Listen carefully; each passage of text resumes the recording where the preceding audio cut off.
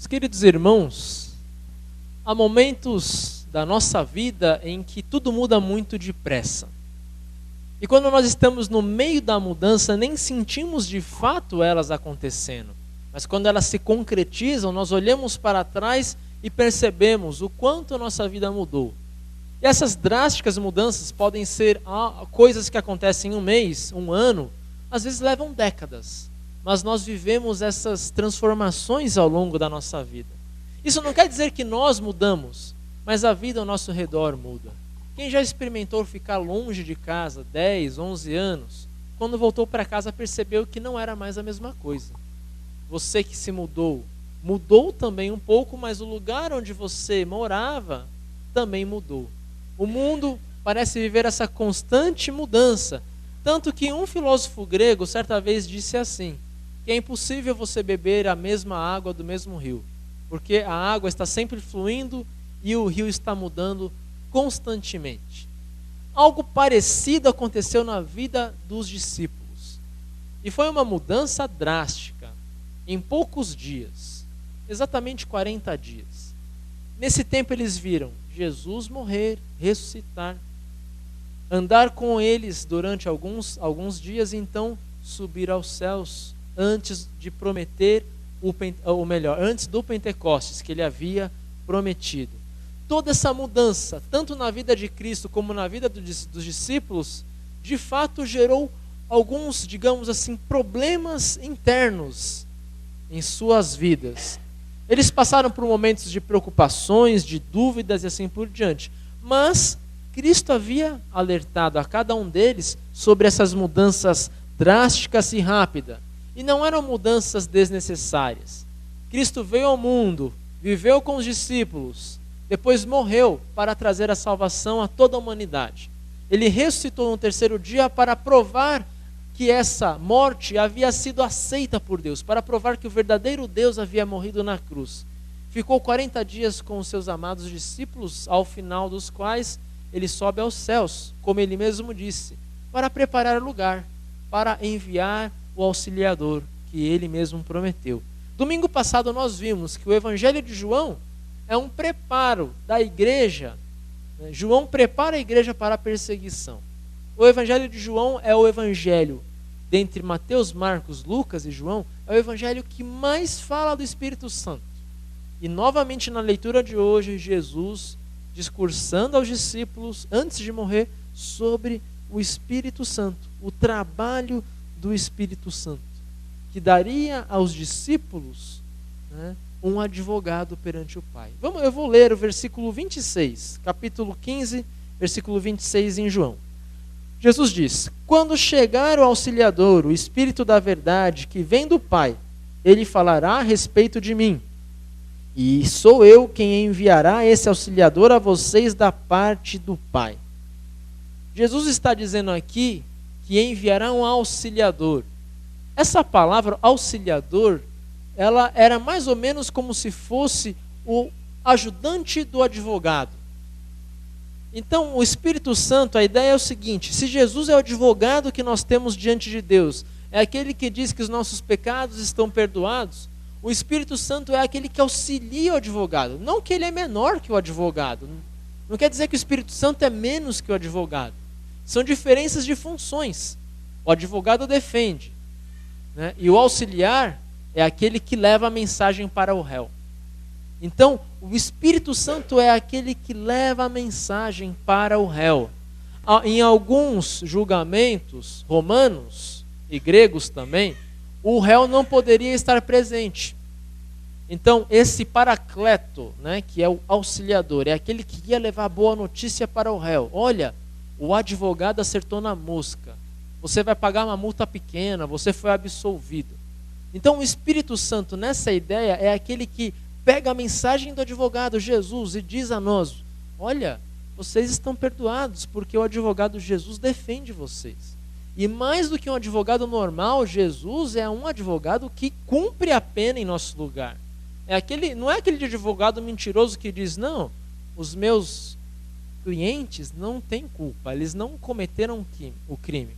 Jesus é um advogado que diz: eles são culpados, são pecadores. e merecem de fato morrer, mas eu cumpro a pena no lugar deles. Sou o Redentor. O Redentor é aquele que cumpre a pena, paga a pena no lugar dos réus. E nós então temos um advogado que morre por nós, e um advogado que, além de morrer por nós, manda um mensageiro, manda o Espírito Santo, auxiliador, anunciar isso a nós. Como que o Espírito Santo anuncia isso a nós? Hoje, a gente acabou de ver no batismo, o Davi recebendo a boa notícia do auxiliador, que ele está perdoado pelo sangue derramado do nosso advogado Jesus. O nosso auxiliador vem a nós pela palavra, que aliás é mais importante até que o batismo, porque a palavra está no batismo, está ligada à água. E a palavra em si é o que dá à água, ao batismo, o poder de regenerar as pessoas e pagar os pecados, apagar a culpa dos pecados. Nós temos então esse auxiliador poderoso que Jesus disse que iria enviar. E aí vem um ponto muito importante. Jesus envia esse auxiliador, ele é nosso advogado, ele envia esse auxiliador porque nós merecemos, nós somos pecadores que merecem esse perdão. Eu acho que nós já respondemos isso. Nós somos criminosos de fato, somos pecadores. Nós não merecemos o perdão. Somos condenados pelos pecados que cometemos. Somos condenados por nascer em pecado, por herdar o pecado de um só homem, Adão, como diz Paulo, que veio ao mundo e trouxe por meio do seu pecado a morte. Nós não merecemos o Espírito Santo. Por que então Jesus envia esse Espírito Santo? A resposta está no livro de Ezequiel, que o Gesiel leu. Ezequiel capítulo 36, versículo 22, o profeta diz assim: por isso, dê aos israelitas esta mensagem que eu, Senhor Deus, tenho para eles. O que eu vou fazer não é por amor de vocês, israelitas, mas por amor do meu santo nome que vocês profanaram em todas as nações por onde foram. Naquela época, o povo havia profanado o nome de Deus, com adoração a ídolos e uma vida corrupta e de exploração ao próximo. O povo profanou o santo nome de Deus com a sua vida corrupta. E não era só imoralidade sexual. A vida corrupta era roubar no peso.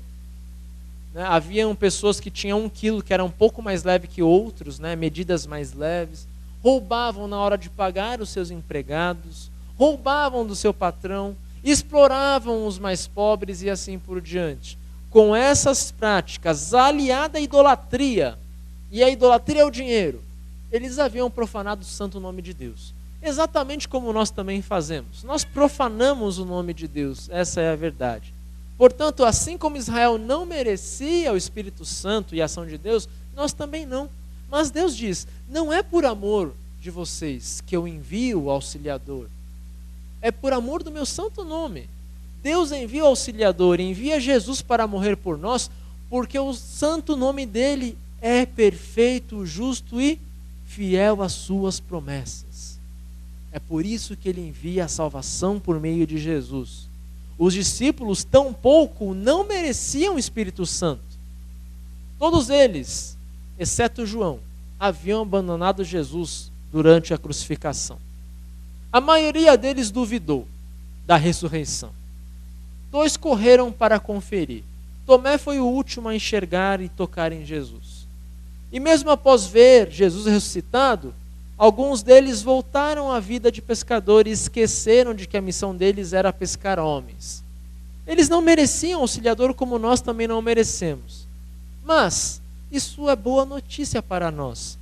Porque se eles não mereciam o Espírito Santo e mesmo assim eles receberam no Pentecostes o Espírito que deu a eles o dom de línguas, de pregar o Evangelho na língua de cada povo presente em Jerusalém na festa das barracas, na festa das colheitas, assim nós também recebemos o Espírito Santo mesmo sem merecer.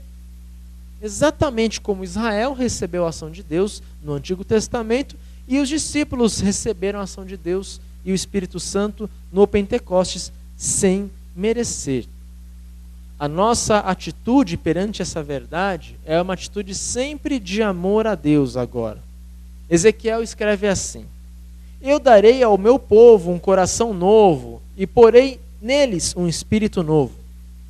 Tirarei de vocês, meu povo, o coração de pedra, desobediente lhes darei um coração bondoso e obediente. É isso que acontece quando o Espírito Santo entra na nossa vida. Tanto no batismo como agora na palavra. Ele tira o nosso coração de pedra e coloca um coração novo. Não há nada no nosso coração que se salve. É necessário um transplante. Não há tratamento cardíaco espiritual.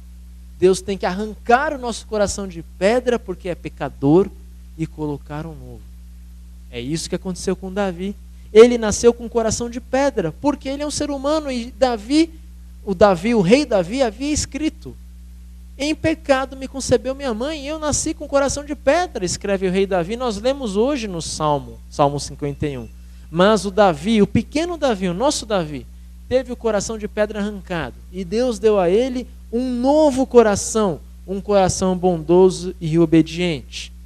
Ezequiel continua: porei o meu espírito dentro de vocês e farei com que obedeçam as minhas leis e cumpram todos os mandamentos que lhes dei. Deus nos dá esse novo coração obediente. Infelizmente, por causa do pecado que nasce em nós, apesar de termos um novo coração pela palavra, pelo batismo, pela ação do Espírito Santo, esse novo coração, o vírus do pecado já entra um pouco nele. É uma constante luta para manter o novo coração batendo e obedecendo a Deus. Porque o pecado que habita em nós quer tomá-lo. Como um câncer quer tomar o corpo de uma pessoa, o pecado entra no nosso coração novo, ele quer contaminar. Mas o novo coração tem tratamento. Porque o Espírito Santo habita lá. Qual é o tratamento cardíaco para o novo coração? É o que vocês estão fazendo hoje.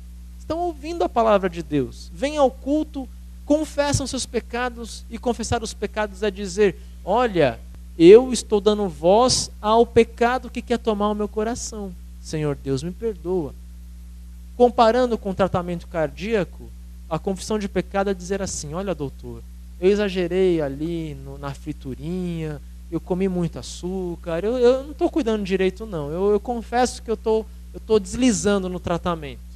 É a mesma coisa que a gente faz na confissão de pecados. A gente confessa diante de Deus aquilo que nós estamos fazendo de errado para esse novo coração. E aí Deus, no seu amor e por amor ao seu nome, nos dá o perdão de pecados. É isso que nós estamos fazendo agora no sermão. Nós ouvimos a verdade sobre o nosso coração de pedra, mas também somos regenerados pela palavra que diz que Deus nos dá um novo coração e que Ele continua tratando esse novo coração para que o novo coração permaneça obediente a Ele e à sua palavra. Domingo que vem, nós iremos comemorar a presença do Espírito Santo em nossas vidas. O culto de Pentecostes também é o culto de aniversário de cada um de nós. Quando celebramos novamente o nosso batismo. Quando celebramos todas as vezes em que viemos ao culto e recebemos a graça de Deus na Santa Ceia, pelo corpo e sangue de Cristo, derramado e dado por nós para perdão de pecados. O Pentecostes também é o aniversário de todas as vezes que em casa um pai de família abre a palavra e ensina aos seus filhos. O Pentecostes, na verdade, é um reflexo de toda a vida cristã. Por quê? Paulo fala: façamos tudo em nome e para a glória do nome de Deus. A nossa vida inteira, quando nós vivemos, é um constante agir do Espírito Santo, tanto em nós como no mundo. Dietrich Bonhoeffer, um teólogo luterano muito corajoso, ele escreveu o seguinte sobre discipulado, algo que a gente não fala muito em nossa igreja. O discipulado, o que é o discipulado? É viver a vida cristã como um discípulo lá fora. É entender que a nossa missão é ser discípulo, né? É ser seguidor de Jesus. E nesse discipulado, Bonhoeffer escreve o seguinte: nós somos a palavra de Deus para o mundo. Porque o mundo não vai abrir a Bíblia. O mundo vai ver a nossa vida. O mundo vai ouvir o que nós dizemos. O mundo vai ver como nós agimos. E ao fazer assim, o mundo quer ver em nós. E precisa ver em nós a palavra de Deus. Nós somos a graça de Deus, a presença de Deus neste mundo. Por quê? O mundo não virá ao batismo. O mundo não vem à Santa Ceia. O mundo não vem à igreja. O mundo não abre a Bíblia. como Deus se faz presente lá para os que estão em trevas e que se negam, ou que não sabem ler a palavra, ou que não podem ler, ou que não vêm ao batismo, enfim, aos que não têm contato com a graça de Deus aqui na igreja como nós temos. Como que o Espírito Santo age lá? Age por meio de nós. Nós somos a presença do Espírito Santo no mundo. Nesse sentido, né, nós somos enviados pelo Espírito Santo e por Jesus para anunciar ao mundo aquilo que o Espírito Santo anuncia a nós. Nós somos a boca do Espírito Santo que diz: olha, não se preocupem, o nosso advogado, ele diz que nós somos culpados, mas ele pagou a pena em nosso lugar. Não se preocupe, mundo, não se preocupe, colega de trabalho. Levante a cabeça, meu parente que não crê em Jesus, né? Porque o nosso advogado, Jesus, morreu por nós, além de nos defender perante Deus. O nosso advogado contra o promotor, o diabo, né? Ele nos defende de tudo que o diabo nos acusa. Aliás, a palavra diabo em grego significa exatamente isso, promotor. O diabolos em Atenas era simplesmente aquele que acusava o réu, era o promotor, era o diabolos, né? Ele acusava. Não é que era uma pessoa ruim, mas era o trabalho dele acusar o réu, como de um promotor hoje. Então o diabo é aquele que nos acusa, que mostra o nosso pecado, mas não para gerar arrependimento, para gerar desespero, para gerar morte.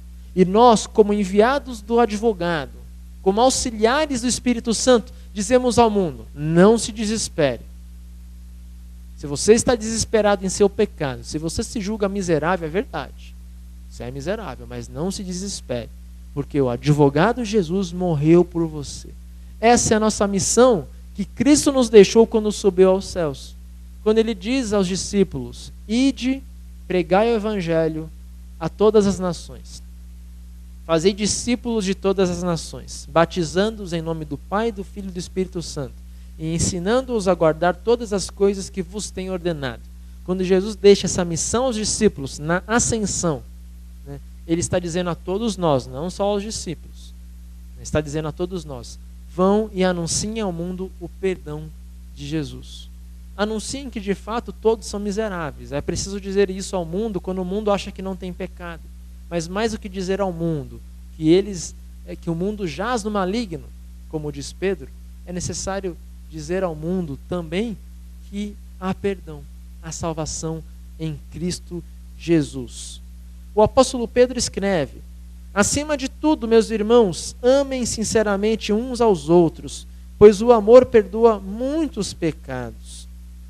O que o mundo precisa, o que nós precisamos de fato é amor.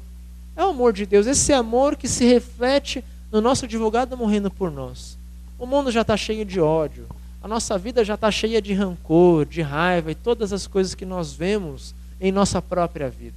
O que nós precisamos e o que Deus nos dá é o amor incondicional. Ele olha para nós, mesmo na nossa miséria, ele não tem medo de encostar em nós e dizer: seus pecados estão perdoados.